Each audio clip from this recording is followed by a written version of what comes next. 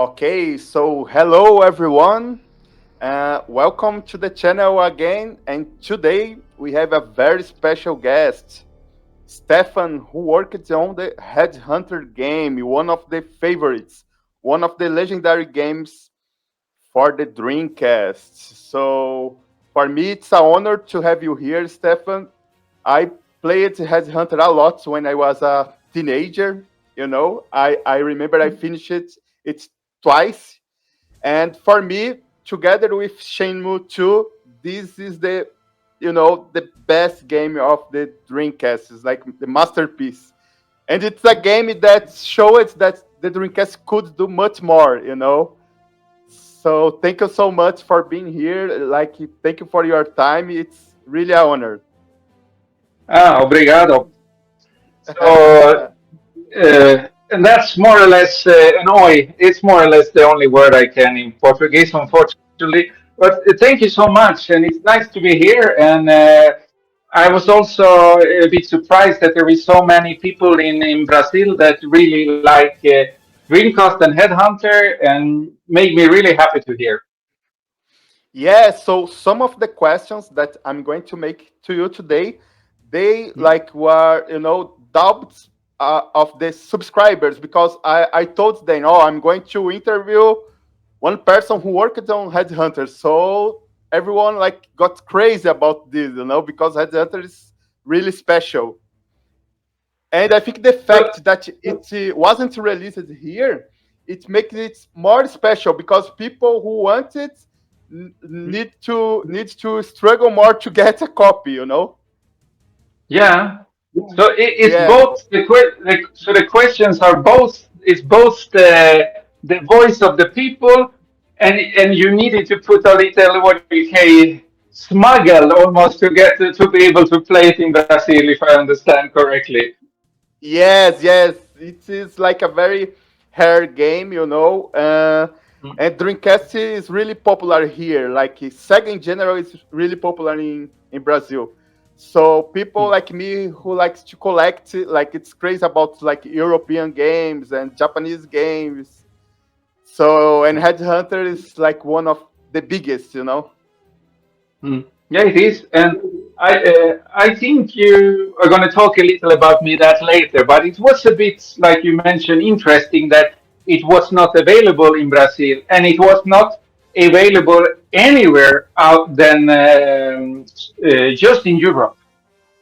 Yes. So before I we talk about Headhunter and other stuff, Mm. I want to know who is Stefan. How did you get into the gaming industry? How which projects have you worked on? And I want to know about you. Yeah, well, who I am. I have been trying to find that out for over 50 years, and I still don't have an answer. But one thing I know that I love games, and I love creative things. I think I realized that the first time when I got a pencil in my hand and starting to draw on the walls on my room. My mom and my papa, they were not as happy about that as I was. And how my journey into game industry, it kind of started already when I was like 7 years old and started playing. So as I say, I'm 51. So when I started playing, it was this golden era of arcades when Pac-Man and Donkey Kong and all those started. It was just then at the same time that I started to be not an adult, but you're 7, 8 years old. You're not a baby anymore. You start to have more, what we say, interest, and and I was always fascinated about how is this done, not just playing it. I don't know. A lot of my friends they just wanted to play, but I had little, what do you say, curiosity, and I remember when I got this. Do you know what those Game and Watch from Nintendo are? Yes, I have one here. Yeah, perfect. Those small handhelds that was like a LCD screen. and I got one in my birthday when I was 7. And of course, I could not resist opening and checking. And luckily, I managed to put it together again, so it worked. And even then, I started to make a bit of game design on paper for my own Game and Watch games. And then more or less, when I got computer, when I was like 12, I started doing a little pixel art and with my friend programming a little simple. And then it was a few years, didn't happen so much. But then I got this Amiga computer, uh, and the tools were a little bit better, and I was a bit older. And I went into this, who is called the demo scene. I don't know if the viewers know what the demo scene is, or if I should quickly just in a minute explain it. I don't think they know, but if I can guess, it's like a place where you make like a demo and to show Yeah, to everyone, like a it, game jam. it's yeah, exactly. So it was more a group of people that, in the beginning, it was more that you cracked, you removed the copy protection and spread games like hackers. But then it became also more to pushing, like we do with games, also pushing the console or the Amiga to do like music videos and everything, which is a bit Okay, similar to game development. So in the end, those people who were maybe a bit more focused and also maybe a bit the one that was, if I not the best, but the one that did really good thing when they started to become like 17, 18 years old, around like the beginning of the 90s. A natural step was then to start to make games for the computers and consoles. So that is how it happens that I started to do art for the Amiga and Mega Drive, and after that, to a friend, we started this company called Amuze that made HeadHunter, and so basically, if I said what I worked with started was on small games on the 16 bits, and then HeadHunter, and that was the more Dreamcast, PlayStation, Xbox era. And then I had a little break about game development, and then I come back and worked with mobile games, and I worked then with this really big mobile game, Candy Crush, that wow. has destroyed many lives now, but it was a super huge project, and at the same time, very small because the game itself was pretty simple. The team was not so big, but the machine around it, because as you probably understand, with 100 millions of people playing it, it was a lot of Yeah. money, a lot of pressure, and a lot of things around it. So it was, I would say, three different experience. One, when you start with a small game of maybe a team of, I don't know, 3 to 5 people, and then you go to games like Headhunter and a bit bigger that were like 50 to 200 people. And then you go to a game that is, what do we say, from gamers and player, even bigger, like Candy Crush. But the team to made it, the core team that actually made the game, was again around 10 people. So it was a very interesting, what we say, journey in different ways. Yes, but it's amazing, because like I I remember back in the like when it was released, I like when I was going to work, a lot of people playing on the subway, like yeah, it was huge. Hmm. No, no, it was crazy. I saw it on the metro, even when I needed to travel on the airplane. And it was crazy. And I can tell you, the company didn't know and was not prepared either. It just exploded like a piñata of money and chaos. And it was a fun Wow. ride. Yeah. or as they would say in Candy Crush, sweet. That's Yeah, probably. that is like an amazing journey. And nowadays, are you still working with games? At the moment, I'm not. At the moment, I'm working with apps. Actually, helped a bit there the last uh, 2 years, and that's one reason was that I had myself getting old, a bit problem with my back, and needed to take a little sick leave. But because I didn't work with games full time, you get a bit more bored. And that's actually the reason that I started again to be interested in this retro stuff. Like, I started again to be part of this demo scene.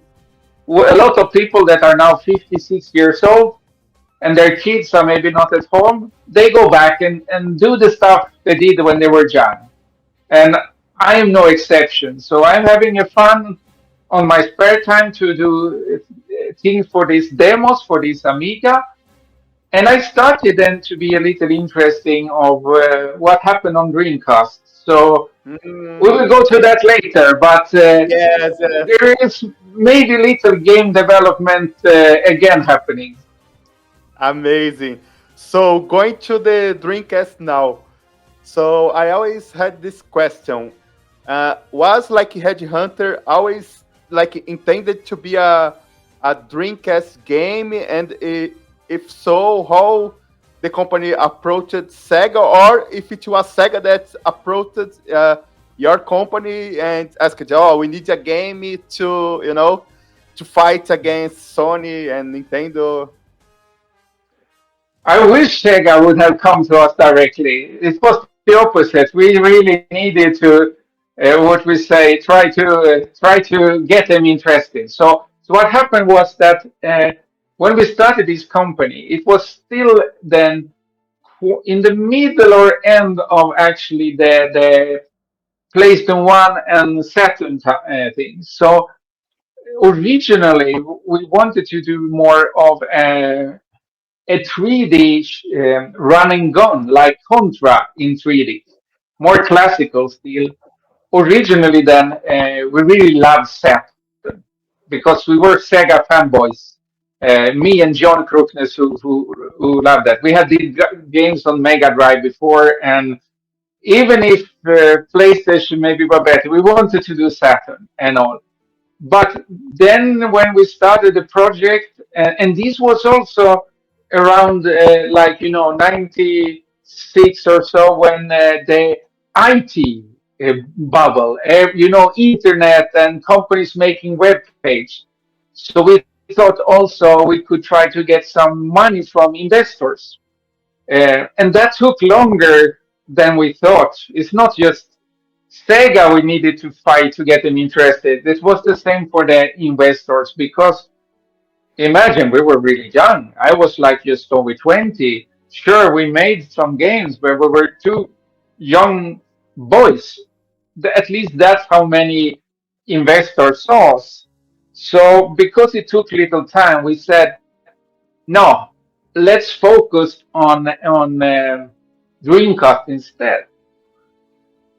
And of course, the problem was that Dreamcast was not even released then. And so what we did, we just took the specs that we heard and using the at this time we didn't know what graphic cards because of course like all Dreamcast fans that there was two teams to Yes, make Dreamcast. yes, Team Japan with the PVR graphic card, and Team America with the Voodoo graphics card.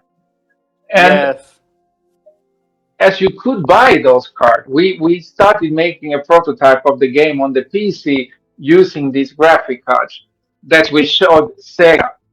And they were really impressed technically, but game it was too arcade. And Sega said, we ourselves have our arcade team. We don't need external. Sorry. And we said, but what do you want then? And they said, we wanting something more next gen. And Mm, then we needed to rework Headhunter, thinking what we have the tech, we have ideas, what can we do? And at the time, we were also really fans of Resident Evil 2 that had a bit more narrative and RPG games. So we say, instead of going arcade, let's try to go a bit of mix of what it was, like Metal Gear, Resident Evil, everything that Headhunter is in the awning. We took like typical, people who do. George Lucas, he did Star Wars. He was inspired by all the Seven Samurais and everything. We did the same. We take that, the films of RoboCop and all, and created this idea of gameplay and the world of Headhunter, and and made a demo. And then Sega said, "Okay, this is something we can be interested on." And then they we got a contract. amazing! Wow, congratulations! And I don't remember if I read or if I listened to some podcast or some like magazine interview that you guys said that Sega asked to do something for the Dreamcast that wouldn't be impossible to replicate on the PS2. Is it true? And if so, uh, do you think there is something on the Dreamcast version that the PS2 couldn't handle? Oh, it's a hard question. I would not say impossible. It's hard. I think Sega told all the so-called uh, third or second party to try to do that because at this point, when we were working and the PlayStation 2, this classic demo with the girl walking, Sega got a bit scared, of course, naturally. And they, like I say, let's think of what we know from PlayStation could be its weakness. Like it didn't have so much VRAM and all. Try to use everything that Dreamcast is really good at that PlayStation is not so good at. So we tried to do that. And in the end, when Sega decided to what we say, not continue doing hardware, they said, we want you to port it to PlayStation 2. And we said, but now we've done it in a way that it will not be so easy to port. So, but in the end, and here now I'm gonna go on a minefield, but I still would say that PlayStation is in general a bit more powerful. So the port uh, went pretty good, actually better than we thought. It was pretty quick. What Mm, happened was that that some of the textures and things got a little what we say less colorful. It's maybe not so noted because we don't have always super much color, but like Dreamcast is amazing that you can take a texture with many colors in one texture and it takes a little memory. PlayStation 2 doesn't have that feature. There you need to convert it down to 256 or 16 colors. And that works good. That's why a lot of PlayStation 2 games can look a bit monochrome. Because mm, if you only have 16 colors, say you want to have a wall, a gray wall, it's easy. But if you want to have something with green, red, blue, and everything, then it's not possible. So and Dreamcast has this special thing called modifier volumes, where you create an object, and where that object, you can imagine a transparent object you push through the wall, and where it cuts through the wall, you can make it the wall darker, so it will be like a shadow, real shadow cast, and that you can do on PlayStation, but it's a bit more work and harder. And because Sega pushed us to get the PlayStation 2 version out as soon as possible, we actually went for a little. I'm not proud of this, actually. We went to just have this classic so called blob shadow you've seen in many games where it's just like a a round circle. Yes, yes, Yeah. yes. So in I that remember sense, seeing a side by side of the two versions yeah, and like looking to those details. And I said, "Oh, the Dreamcast version looks a little bit better on this, but the PlayStation looks better on other things." So yeah, yeah, I would say they're pretty equal. Then again, I must say, still, I feel that even if PlayStation 2 had a bit of analog shoulder triggers, I feel driving the bike with the Dreamcast pad is actually a lot better. nice, nice. So another thing that I read or I listened into in some podcasts was about that the team wanted to include pedestrians on the streets, but it wasn't possible because of the deadline. Is that correct?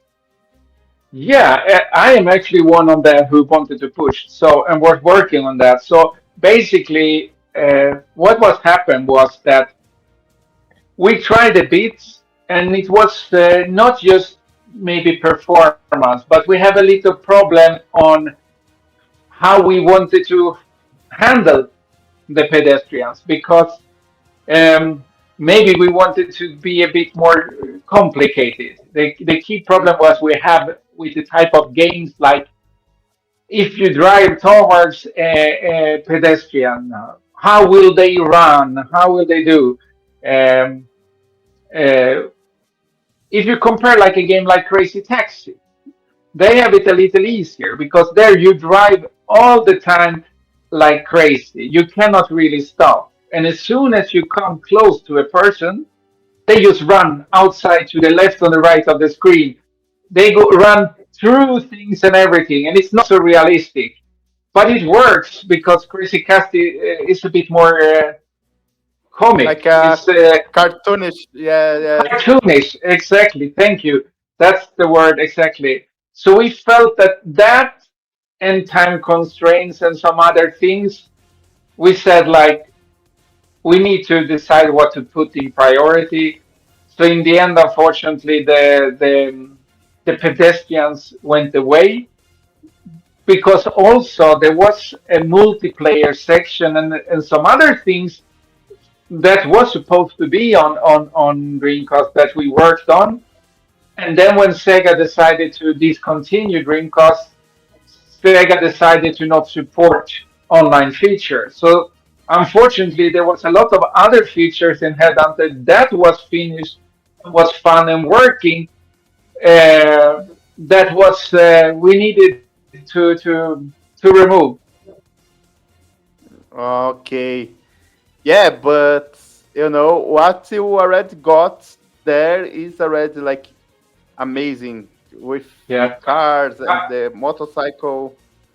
Yeah, I wish Yeah. I still had my backup of the code so I could give it to the indie community so they could release a version of HeadHunter with the biking section. I don't know what Sega would say about that, but it would have been fun if it would have been possible.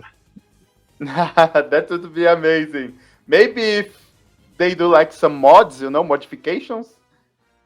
Maybe, Yeah, I that don't know. yeah.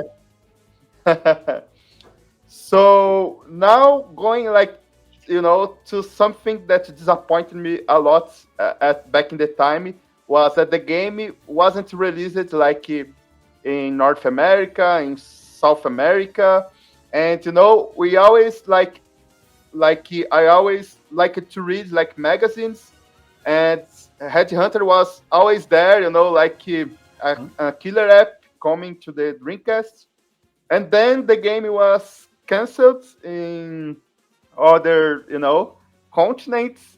How the team like felt about this, and did it have like some impact to how was this decision made? It was because of Sega or what happened? Yeah, it was really odd, some part of it. I mean, I can understand fully because it was released a bit of the end when Sega had decided to not focus so much on Dreamcast. So, but it's mm, it's even stranger because Headhunter was not released out, what we say, by Sega outside of Europe, even on PlayStation 2. Mm, It is available in America on PlayStation 2, but it's not published by Sega. It was published by Acclaim.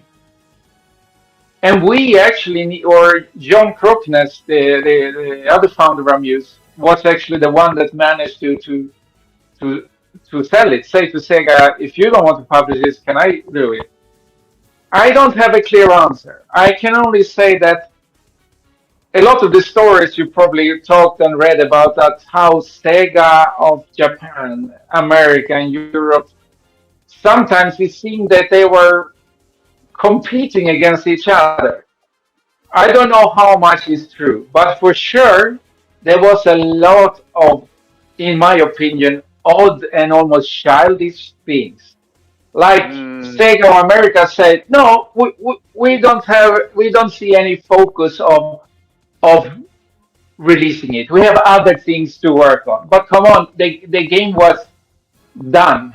They could done, have, yeah. even with little marketing, they could just have pressed up a small batch, if not Dreamcast on PlayStation and all. But no, they didn't want to do anything. And it was not us. It was even, I think, some other European games that also, in the end, Sega of America didn't find any interest in. I don't know. What like was Politics. there like any risk of the game be cancelled, like or not? I don't know that either. Of course, when we know that Dreamcast, because first of all, let's be honest, we were in the end. Headhunter was 1 year delayed from the original plan, like it happened with a lot of games. But of course, that's always a risk. You know, you probably heard stories of game getting cancelled here and there.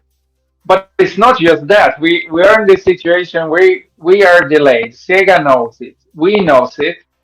It's going to cost more for Sega, and then Sega decides to stop supporting or discontinue Dreamcast. Of course, when we heard that, we were sweating a bit. Yes. We had a really good producer, Shimisaki-san, in Sega of Europe, who really helped and supported us and really put in a fight, I think, for that. I don't know everything that was behind it. Um, I think we got lucky in the end, and I think it was also a lot because of his hard work. I'm speculating now, but that's my gut feeling that we were probably just on the The border. line. Yeah, yeah, yes. Wow. Exactly. Yeah. Luckily we got There the were, game. yeah, I mean, there were some, probably that, Shinobi, that was made by Internal, started out on Dreamcast. And it was just, can we say, a few months later in the development release cycle, and then decided to, no, we put it only to PlayStation 2. Wow. That's sad. Okay, so now moving forward, I have here a question made by a subscriber. He asked if a different engine was used for the HeadHunter Redemption, and if it could be released on the like if the Dreamcast could handle this game. Yes, it was a totally different engine. So, to put it short, summarize, what happened was that when what we say, Headhunter was released then in 2001 in the beginning, it was also at the same time of this big, what do you call, IT crash, this dot-com bubble, it was called, where poof. So the company that helped us, because yeah, we did good with Headhunter, but it was a startup of a company, and we had people, and we needed more support for the future. Uh, they had more companies to support. So unfortunately, they wanted to, what we say, close the company. So what happened was that actually Amuse was closed, but then me and John managed to get some, what we say, small investments, and then we managed to get Sega to connect to a sequel. So we started up Amuse 2 in that sense. We took over the name and everything, but because in that time, uh, especially many of the developers left, and the reason was that getting a job as a graphic artist in games back then, it was still a lot smaller than now. So it was still not super easy. But if you were a programmer, you could work in banks and stuff and everything. And of Yeah, course, some people they needed to get a new job. So with that, and considering that it was not for Dreamcast anymore, we decided to actually do a new engine that was based on this renderware that was used for many games. So we licensed part of the the um, the engine or the render part.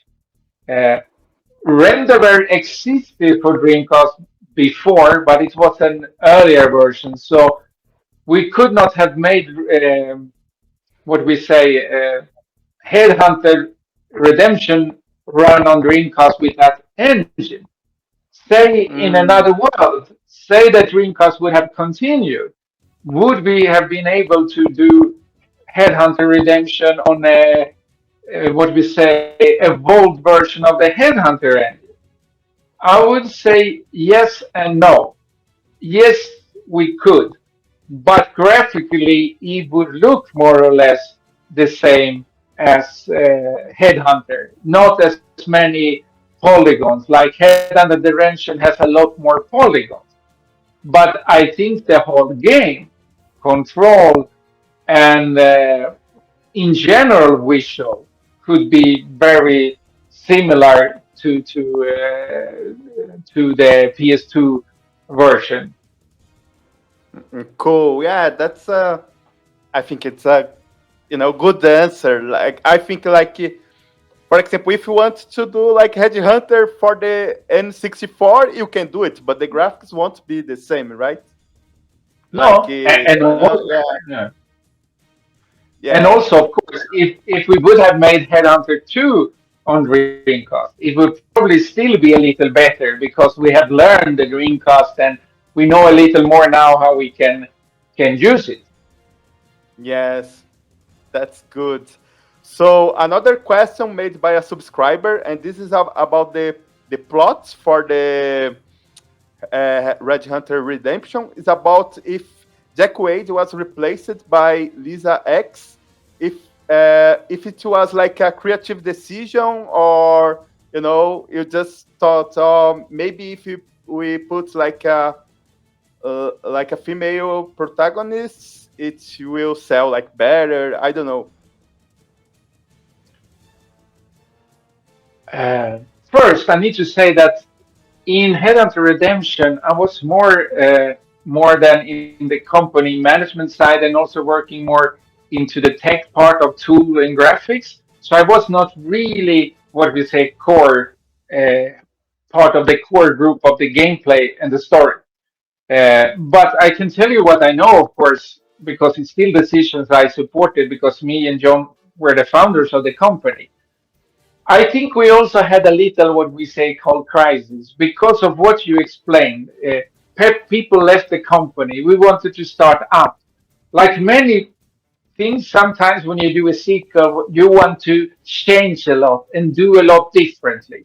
So I think it was just about that we wanted to explore. I don't have any clear memory of why, other than we wanted to take a take and do a bit like in the movies that Jack comes back. Now it's a spoiler for people that Jack is in Headhunter 2, but he comes in later in the game. Um, that is. what I can remember, I know we evolved. There's a lot changed and all this in the beginning.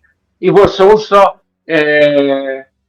originally going to be biking and car driving, but then we dropped it for also several reasons because of the turbulence, because it was a bit harder still to use this license engine than we thought.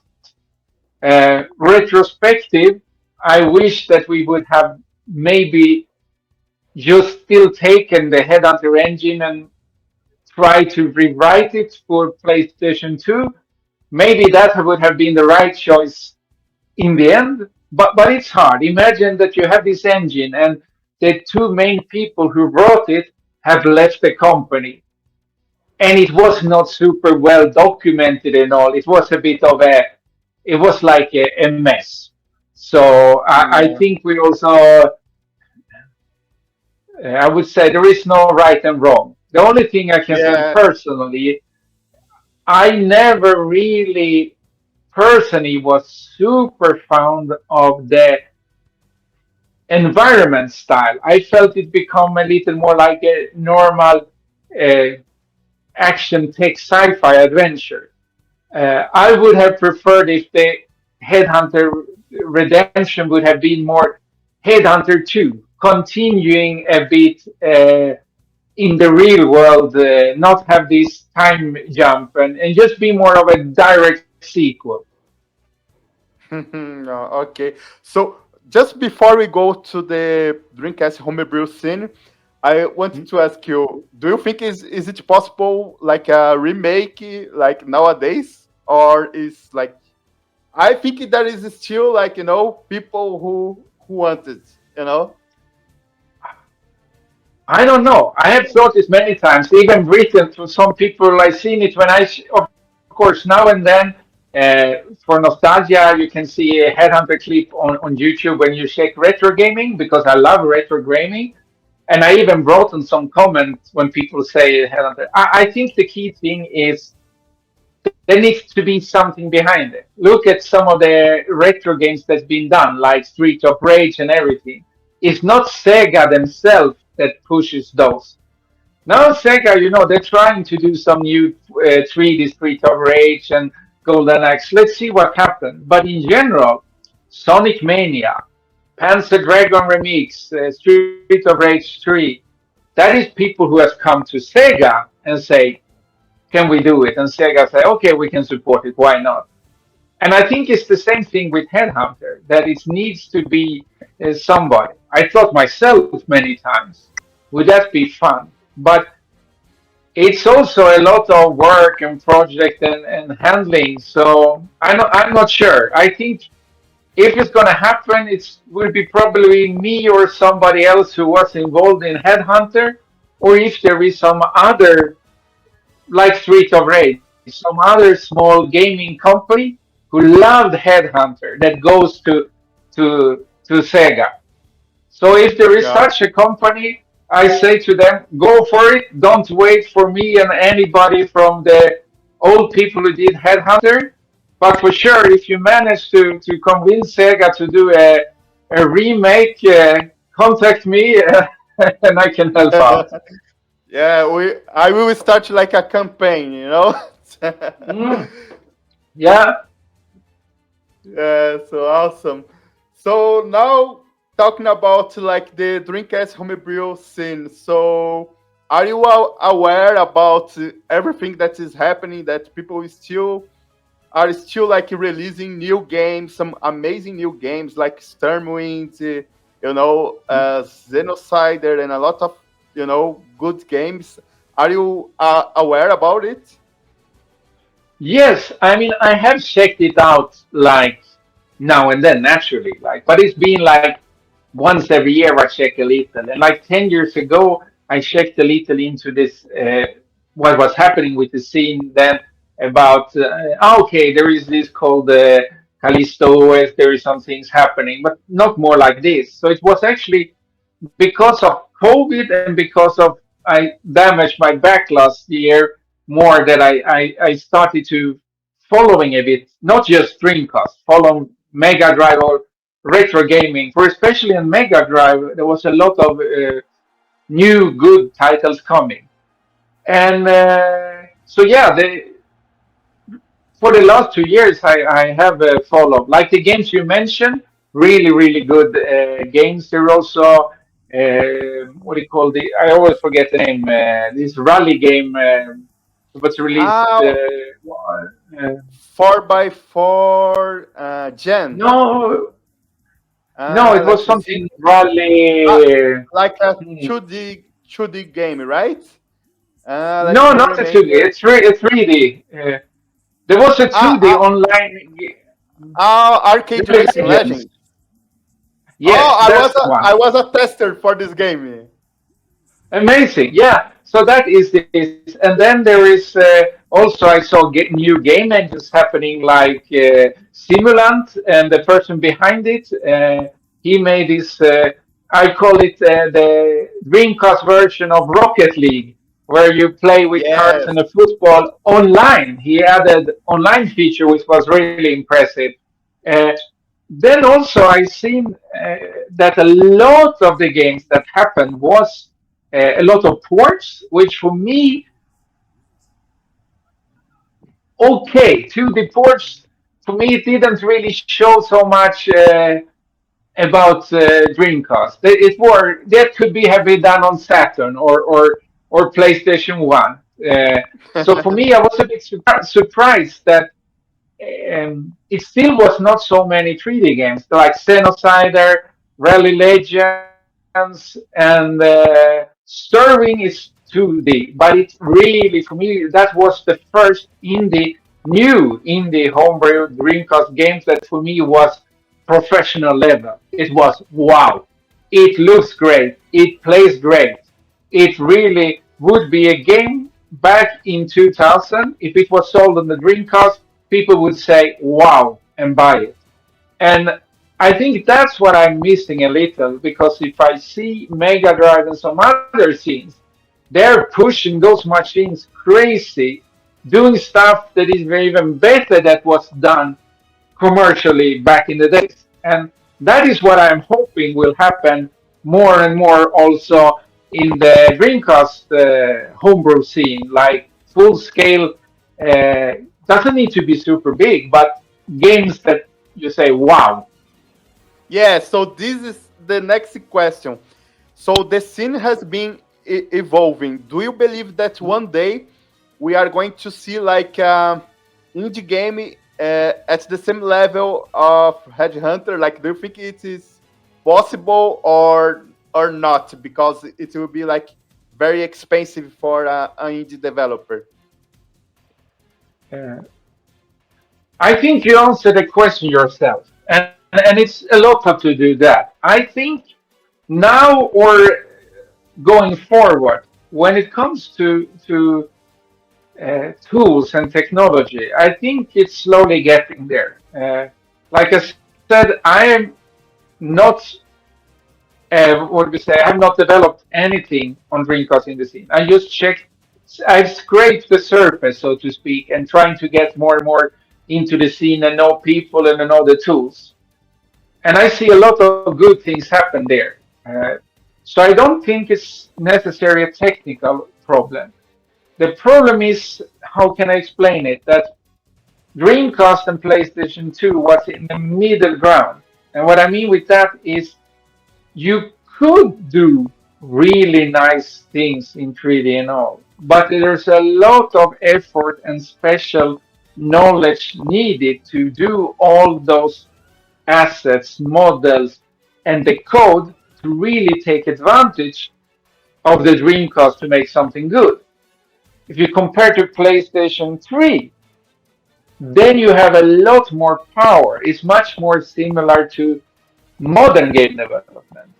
Or you go back two generations, I would say, with Mega Drive, where it's still more possible because, as I told you, on a Mega Drive, say even the professional games, maybe not the super big RPG from Square and Enix, but say an action game, Super Mario and everything, it was usually a couple of people.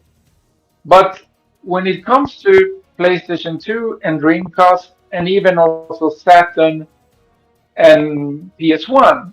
It's a bit harder if you're going to do a really big game because it's probably almost going to, maybe not as hard as it was back then, but still imagine Headhunter took over 2 years to develop per average maybe 30 people. And you can imagine, of course, financially, either it needs to be a smaller project or it needs to be something done part time for the love of it, and then probably it's going to be, I don't know, 5, 6 years or so for a smaller group of people to do it. So I would say scale, doing things with a lot of animation and a big world is harder. But if you look at a game like Xenocider or Rally, a bit of things where it's a bit, what do we say,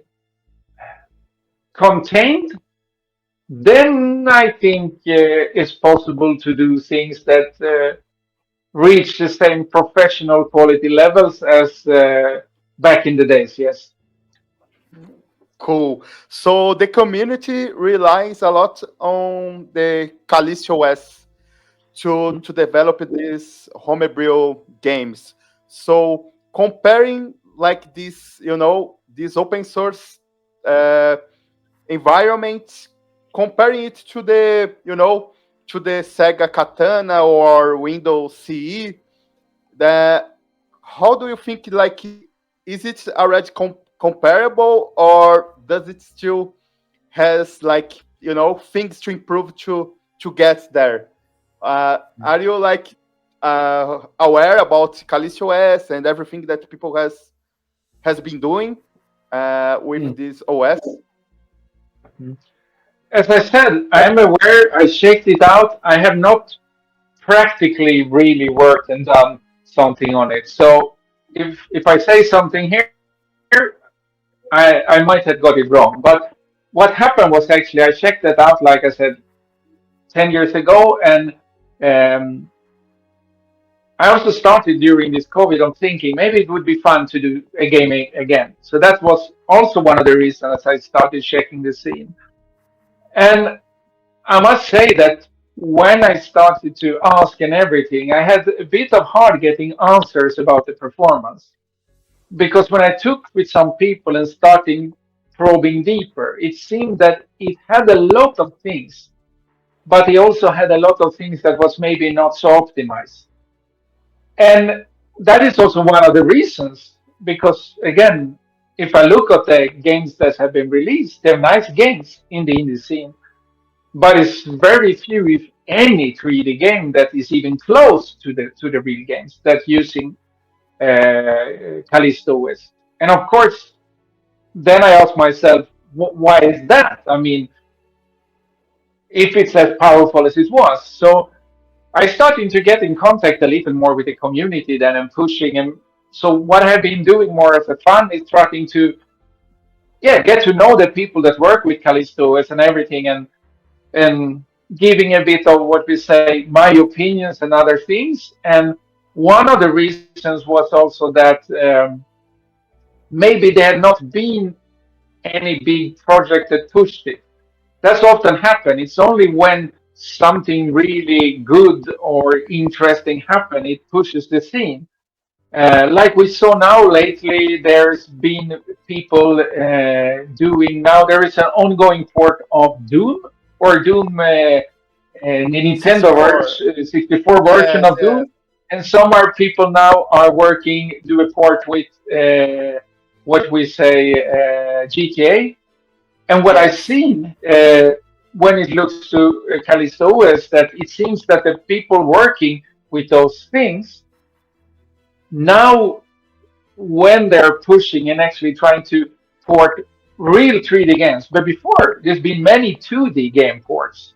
But of course, they don't need so much power because those games originally is like an emulator. It's nothing. But if you're going to port games that are from consoles that are like Nintendo 64 or Saturn or PlayStation 2, that's many consider being a bit more powerful. If you're going to fork those down, then you have the reality facing you. So at least I've seen that some of the work that's been done in these games the last year has also contributing to improvements in Callistoes. And I think it seems that the what do we say the trajectory now is a lot of things happening. So if you would have asked me 1 year ago, I would say no. At the moment, I don't think Callisto is going to get close to what you could do with official tools.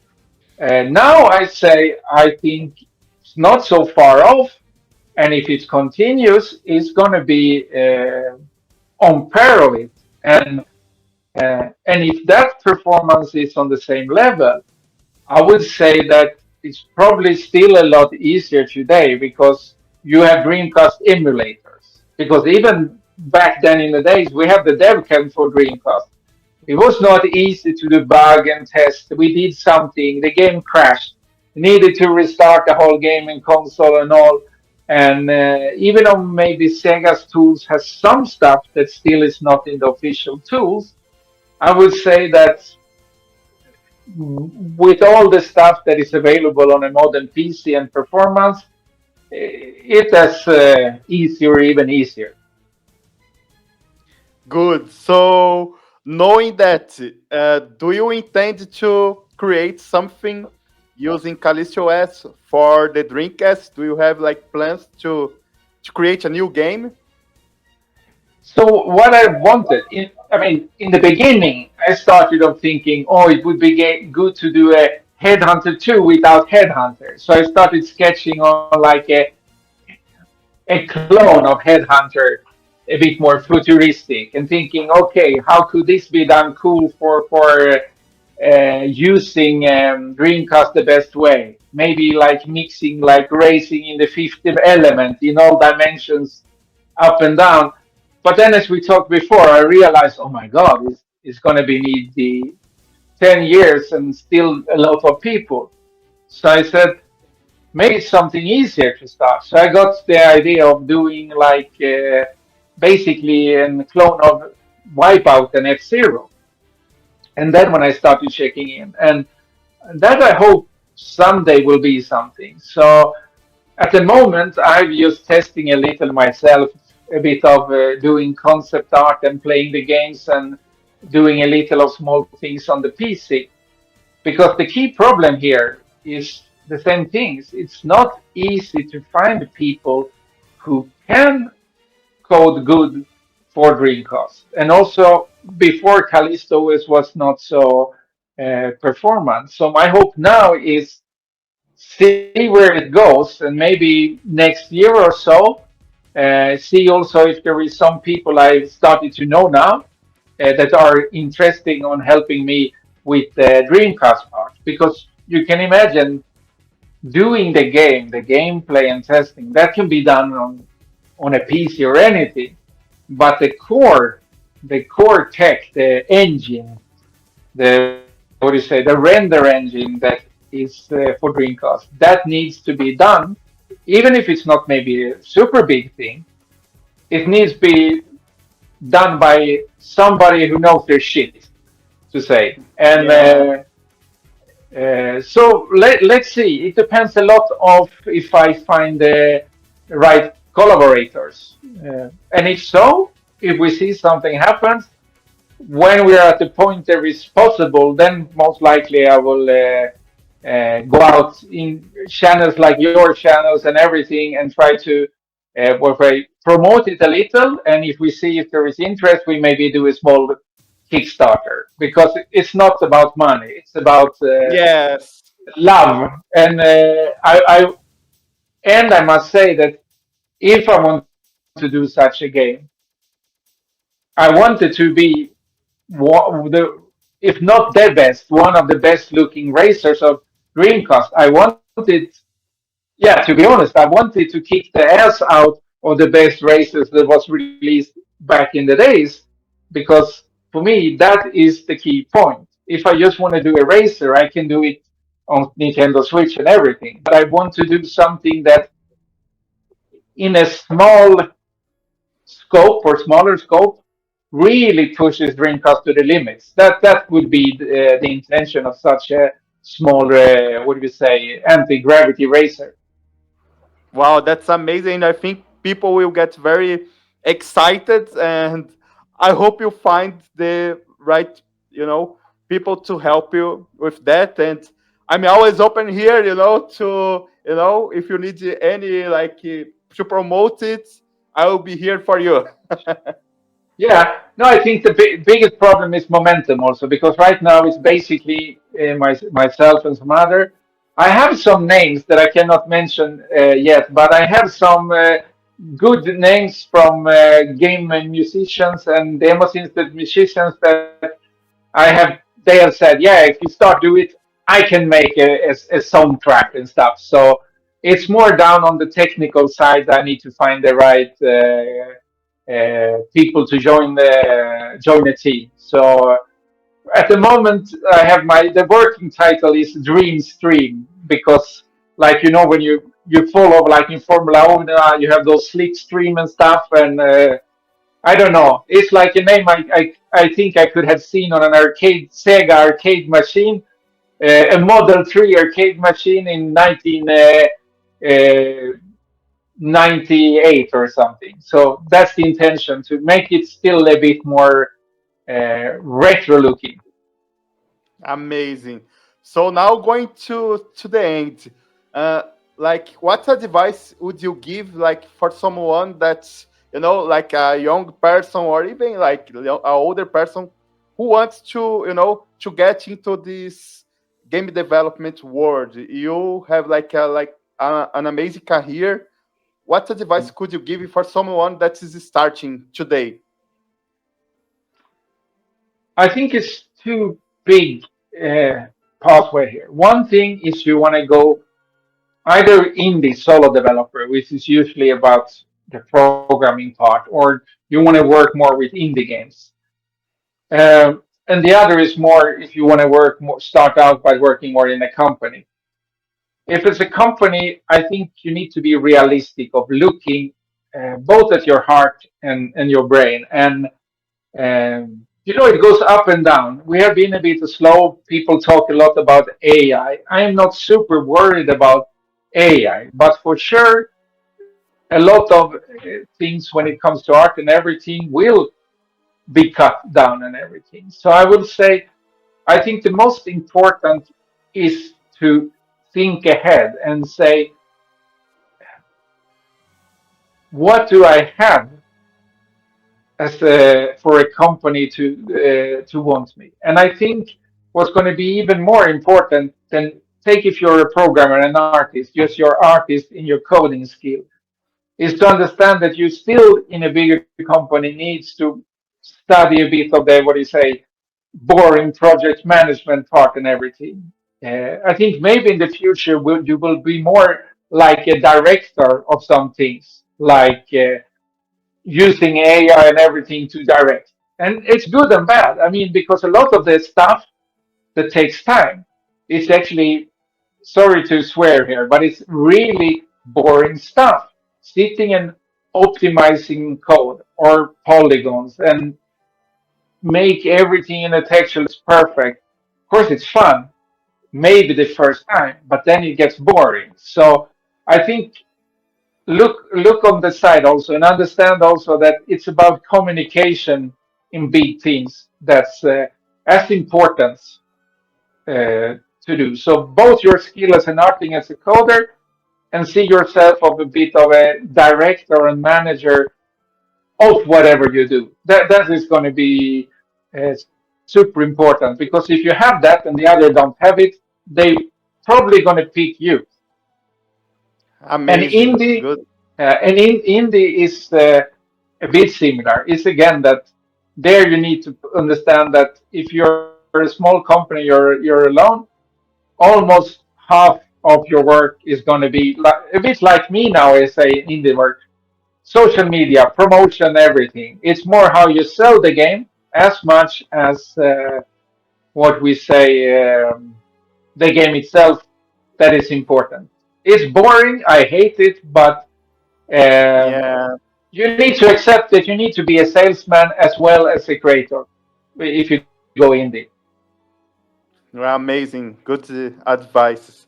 So, like, do you think that the media or even like the big companies, they should be looking more to those people that are developing to retro machines? Because I see a lot of good stuff happening like every day, and you don't see this like in big websites. And I already seen some indie developers trying to get like the blessing. For example, the guy who released Pier Solar, he asked to Sega their blessing to release the game, with the Mhm. license, but they didn't reply the email. Do you think like it's time to look to this like movement, or I'm just dreaming too much?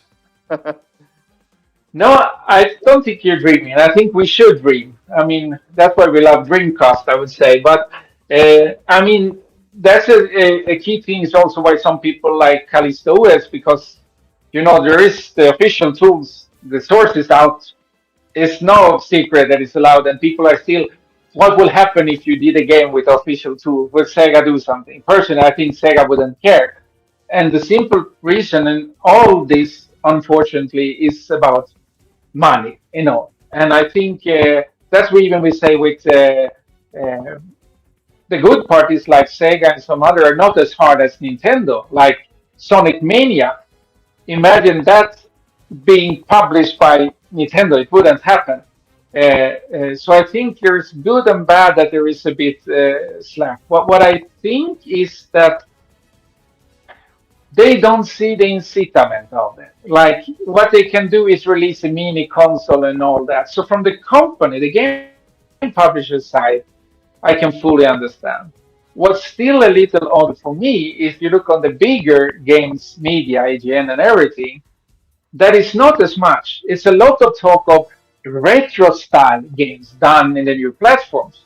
Plenty of stuff of that. But they are not monitoring because if you look at YouTube, who are the people that are monitoring the different retro?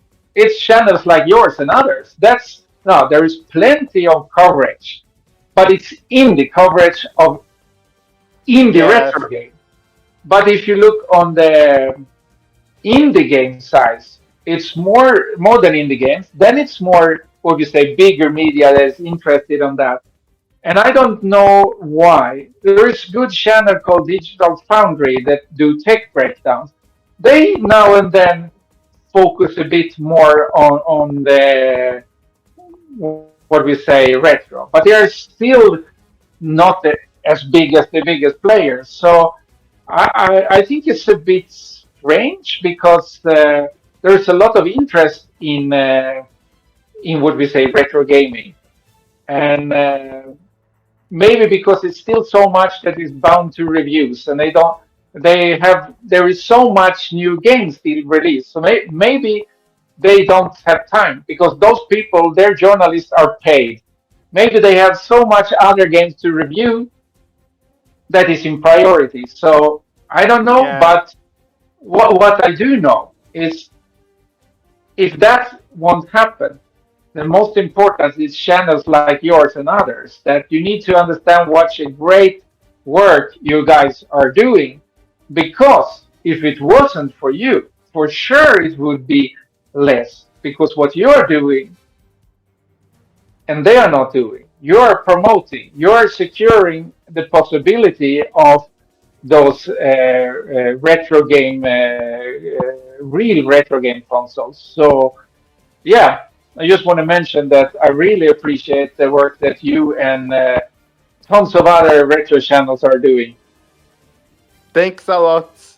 And Yeah. for the last, to finish the interview, would you like to leave a message for the Brazilian fans of HeadHunter? And you know, do you Yeah, I know would something about the Brazilian community?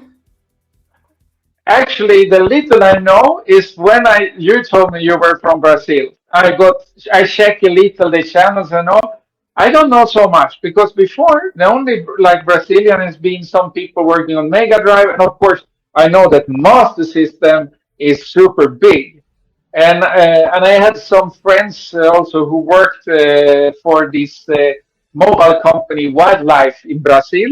Uh, but the Dreamcast were so big in Brazil, it was a real surprise. So I need to learn more. But what I can tell them is a bit similar what I told to you. I will tell them that you guys are lucky to have guys like you and others that cover and promotes. And in the same way that you are helping all the retro game indie developers, you guys are helping also by watching shows like this and actually in the end buying stuff. So that's the hard reality. For every show you watch, and for every indie retro game you buy a game for, you will keep more and more coming. So that is super important. So if there anything I wish for is say you're awesome, all the people, keep supporting us, and games will keep coming for the systems you love. Amazing. So thank you so much, Stefan. And I hope to interview you again when you have your new game ready, you know? I want to Yeah, yeah. promote it and I hope to do an interview with you so you can tell how was the process. Yeah, yeah, I will try still to do. Maybe I need to have some help with you, because, like I mentioned, I need also to, if I do this, to do social media. Even if you're old, you need to adapt to the to the changes of life, like everybody. So yeah, we will be talking for sure. Okay, thank you so much. So, to everyone who listened until now, thank you so much. Give your thumbs up and share this, this podcast to your friends. Okay. So, thanks so much. See you next time. See you guys.